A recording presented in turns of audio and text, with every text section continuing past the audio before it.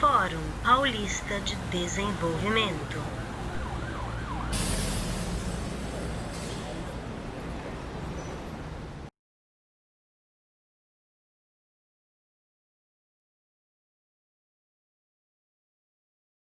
Nós passaremos em seguida para um outro setor também muito importante, a defesa do consumidor, desse novo consumidor. Então, quero convidar o nosso sempre deputado, ex-presidente do Parlamento Paulista, o Fernando Capês, que preside o PROCON, que vai nos falar sobre a defesa do consumidor. Com a palavra, Fernando Capês.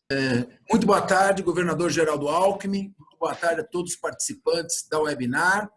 Prazer, uma honra conversar com tão seleto grupo.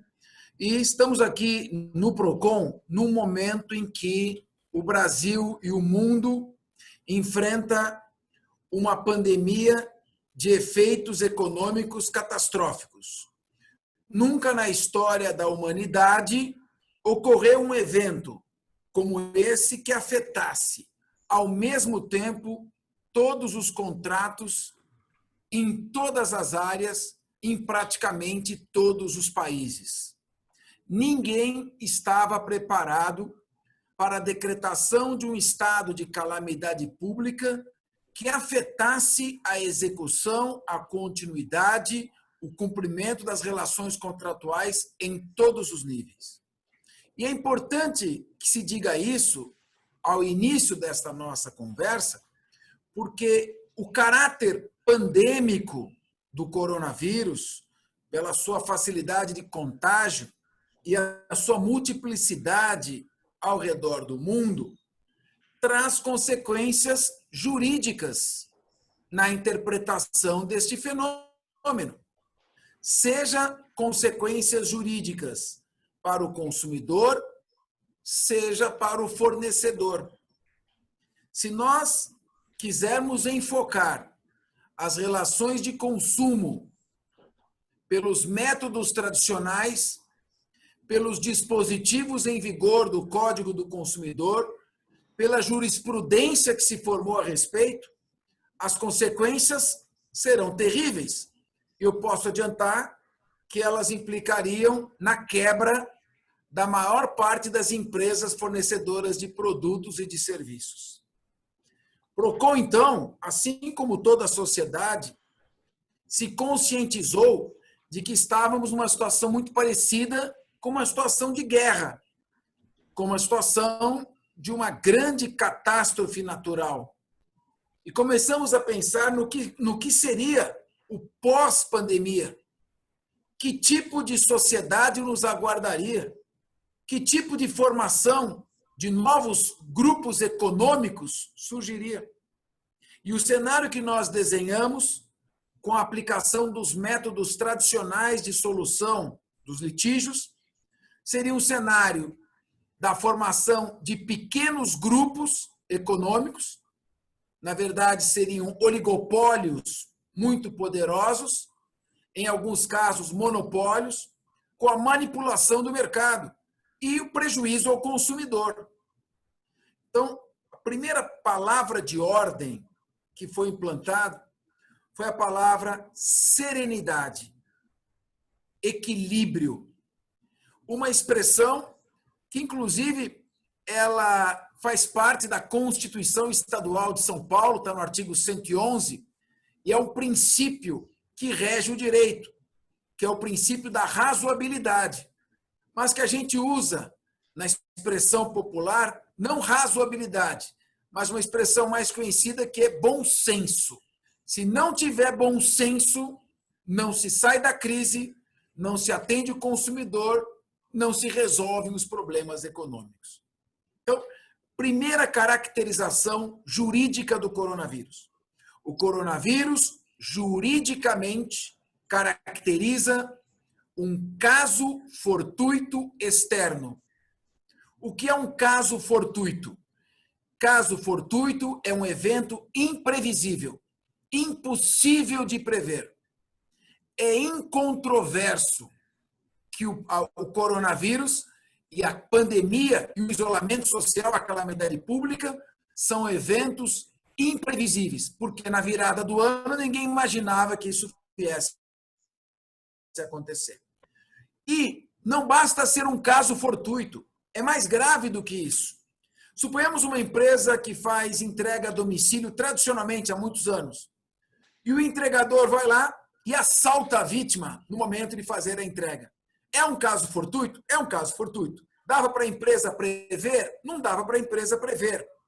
Mas é um caso fortuito inerente ao exercício daquela atividade. É um caso fortuito interno. É um caso fortuito que faz parte dos riscos do negócio. Não é o caso da pandemia. A pandemia é um caso fortuito externo. Não decorre dos riscos naturais do exercício da atividade. A pandemia, na verdade, se equivale a um vulcão que entra em erupção, um terremoto, um furacão, um atentado como o 11 de setembro. Então, sem dúvida que é um caso fortuito externo. Além de ser um caso fortuito externo, pela sua imprevisibilidade, é um evento de força maior. O que caracteriza a força maior? A irresistibilidade do evento. É um evento irresistível. Portanto, ele é imprevisível e é irresistível. Sendo assim, ele traz como consequência a resolução imediata dos contratos, como opção, a extinção dos contratos, sem obrigação de perdas e danos por qualquer das partes. Isso, evidentemente, não interessa para a economia, não interessa para a estabilidade das relações econômicas e das relações jurídicas. O que falta no mundo, em especial em nosso país, o Brasil é carente de segurança jurídica, de estabilidade. Se não houver estabilidade das relações jurídicas, previsibilidade, não haverá investimentos externos e nem internos em nosso país. Jurídicas, cada hora se renovando, se extinguindo, se rediscutindo contratos já consolidados, e nós precisamos coibir a insegurança jurídica. Por essa razão, o que o PROCON fez?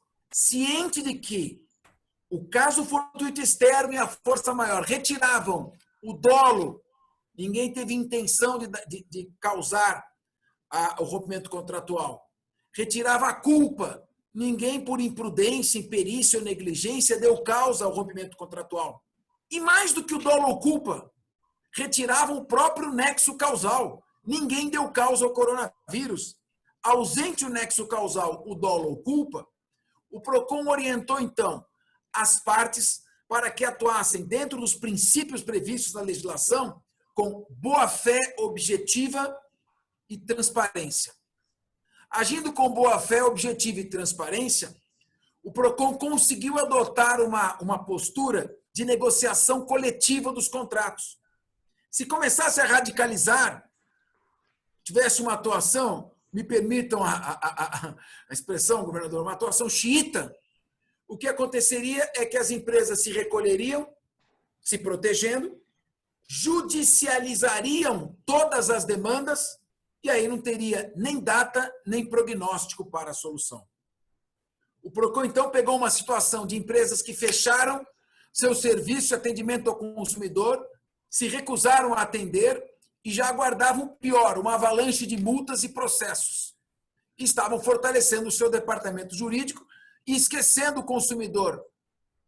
Não por uma conduta, uma postura censurável, mas em razão de uma autodefesa pela própria sobrevivência. Procuramos, então, em primeiro lugar, companhias aéreas, juntamente com a Senacom, que é a Secretaria Nacional do Consumidor, procuramos agir em conjunto, ajustados com a Senacom, porque se a lei prevê um sistema de defesa do consumidor e cada um fala uma língua, não é um sistema, é um hospício. Então, não é um hospício de defesa do consumidor, é um sistema de defesa do consumidor. Então, instituições em que cada um fala uma linguagem, não dá, cria uma absoluta insegurança. Sentamos, procuramos as companhias aéreas e dissemos, presta atenção, meninos, não rompam os contratos. Vão pedir ao consumidor que remarque as suas passagens. E vamos pedir a vocês, companhias aéreas, que não cobrem pela remarcação da passagem. Ah, mas e se ele tem uma tarifa promocional? Ele remarca por um período de tarifa promocional. E se ele tem uma tarifa cheia? Ele remarca para a primeira data possível. É a teoria do meteoro. O meteoro se chocou contra o planeta Terra e a Terra parou de girar. Não tem mais movimento de rotação nem de translação. Está parado. Está parado é aquela brincadeira que a gente fazia na infância. Estátua. Ninguém se mexe. Quando passar o período, retoma de onde estávamos. Então, concordaram e com isso nós fomos estimular os consumidores. Olha, você vai voltar a voar algum dia, não vai? Você vai voltar a entrar num avião. Então, preserva a sua passagem e remarca por um outro período. Se a companhia aérea cobrar pela remarcação, aí é conosco. Aí ela é que está sendo radical, ela que está adotando uma postura abusiva. E conseguimos fazer esse encaminhamento. Em seguida, um evento que estava diretamente ligado às companhias aéreas, hospedagem em hotéis e pacotes turísticos. Tem um brocardo em latim que diz ubi idem ratio, ibi idem jus. Onde houver a mesma razão, aplica-se o mesmo direito. Ora, justifica-se desmarcar também o pacote turístico e hotel? Não. Entramos em contato e os hotéis se comprometeram a remarcar a hospedagem na primeira oportunidade possível em comum com as partes. E também os pacotes turísticos preservaram para ser usado numa outra oportunidade. Com isso, nós resolvemos coletivamente um enorme número de reclamações, já para as companhias aéreas, pacotes turísticos e hotéis. Quando os organizadores de eventos viram essa solução, correram para o PROCON. A Ticket for Fun falou, e agora? Eu quero também. Sem problema. Vamos remarcar os shows. Ah, mas e se aquele artista não puder voltar? Oferece um show equivalente, um outro show que a pessoa possa gostar. Vamos usar a criatividade, vamos usar a imaginação. Só não vamos quebrar e deixar o consumidor desamparado, pessoas desempregadas e o fornecedor sem a sua atividade. Então, chegamos a esse acordo também, remarcação de shows sem cobrança de valores adicionais. E aí, buscamos também, já que tinha shows, tem casamento, tem evento, tem formatura. E aí estamos construindo também, com eventos, principalmente festas, casamentos, aniversários, que o buffet se compromete a desmarcar o evento com prazo de até 45 dias antes do primeiro dia do mês em que vai ser desmarcado. Então, eu tenho um evento dia 20 de setembro. Até o dia 15 de julho tem que ser desmarcado esse evento. Desmarcado o evento, de cara o buffet vai oferecer uma nova data. De preferência nos 6 meses seguintes.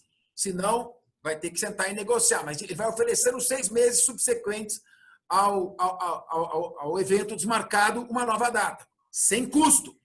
Quem preparou a comida e perdeu, riscos do negócio. Não é culpa do consumidor, ele não pode pagar, vai oferecer novamente. O artista não quer fazer, devolve o dinheiro à vista.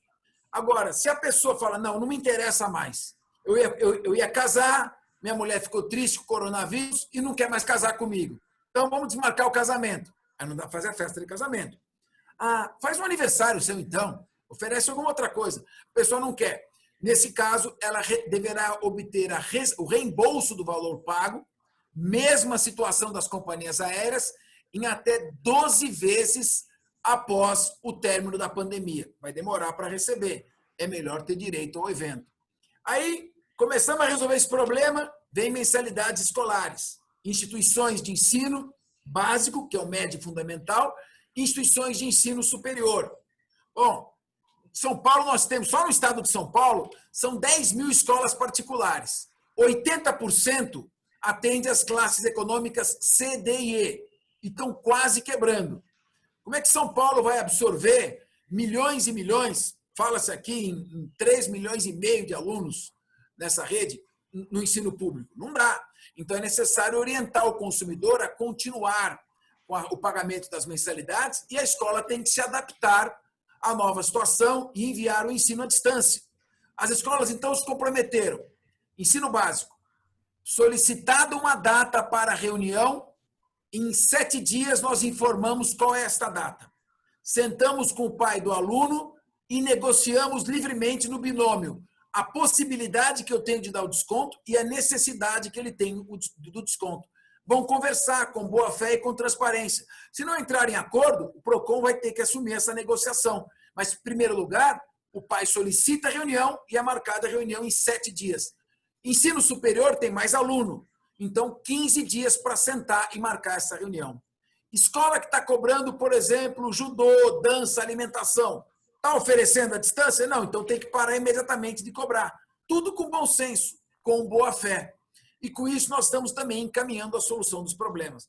Casos excepcionais de pessoas que precisam de descontos e o desconto não vai ser dado, vem até o PROCON e o PROCON assume a negociação. Pedimos apenas às escolas e universidades que não humilhassem o consumidor, exigindo entrega de imposto de renda que retrata a situação patrimonial do ano anterior e não da situação patrimonial recente. Que não exigissem contas bancárias, porque estão cobertas pelo sigilo bancário. Que conversassem com maturidade, bom senso e transparência. É necessário que a gente compreenda que se todos perderem um pouco, todos ganharão e sairemos vivos economicamente desta crise. O PROCON, então, ele atua coibindo ações de má fé, havendo boa fé, bom senso e serenidade. Finalmente, a questão do preço dos alimentos, principalmente supermercados, e do botijão de gás. Sem botijão de gás, não se cozinha o alimento. Então, é necessário também uma atuação, uma atenção para isso. O botijão de gás, nos informou a Agência Nacional do Petróleo e o Sindicato dos Distribuidores de Gás, que estava sendo vendido em São Paulo por R$ 68. E não havia nenhuma razão que justificasse o aumento do preço. Ora, começou a pandemia, começaram a vender botijão de 13 quilos por R$ 120, R$ 150. O PROCON protestou, foi adiante e fez um entendimento. Até o CAD está me ameaçando processar, dizendo que eu tabelei o gás. Estou respondendo ao CAD. Não é isso. Fizemos um entendimento. Em São Paulo não se vende botijão de gás na pandemia por mais de R$ 70. E estão vendendo a R$ 64. Quando começaram a vender a R$ 64, mas distribuir nos fundos o botijão para vender clandestinamente a 120, o PROCON teve que agir com a polícia e efetuar, infelizmente, algumas detenções e com base na Lei de Economia Popular. E com relação aos alimentos, construímos num grande acordo com os supermercados a prateleira do bem. Em alguns supermercados, os produtos estarão sendo vendidos a preços promocionais. Em suma, nessa rápida palavra, porque foi destinado 15 minutos, e eu penso que eu tenha excedido um pouco esse limite, já com as nossas escusas, a palavra de ordem para a defesa do consumidor é: sem bom senso, sem diálogo, sem negociações individuais, sem radicalismo, nós não vamos conseguir sair dessa crise. Postura ideológica, que, a meu ver, seria uma postura imatura e inconsequente, traria como resultado a quebra de várias empresas, uma enorme judicialização e consumidores insatisfeitos. É nesse ponto que procuramos agir e com equilíbrio. E aqui nós temos aqui o governador Geraldo Alckmin, que sempre foi um exemplo desse equilíbrio, desta ponderação, da racionalidade para a solução dos problemas. É assim que o PROCON procura resolver os problemas que se apresentaram. É isso. Agradeço ao Fernando Cabeça, que coordena esse trabalho importantíssimo do Código de Defesa do Consumidor, da defesa do consumidor, e ele colocou bem a necessidade de defender o consumidor, mas de outra forma, sempre que possível, buscando a conciliação, evitando uma judicialização que pode ser excessiva e nem é, às vezes, do interesse do próprio consumidor. Então, agradeço muito a exposição do Fernando Cabeça. Fórum Paulista de Desenvolvimento.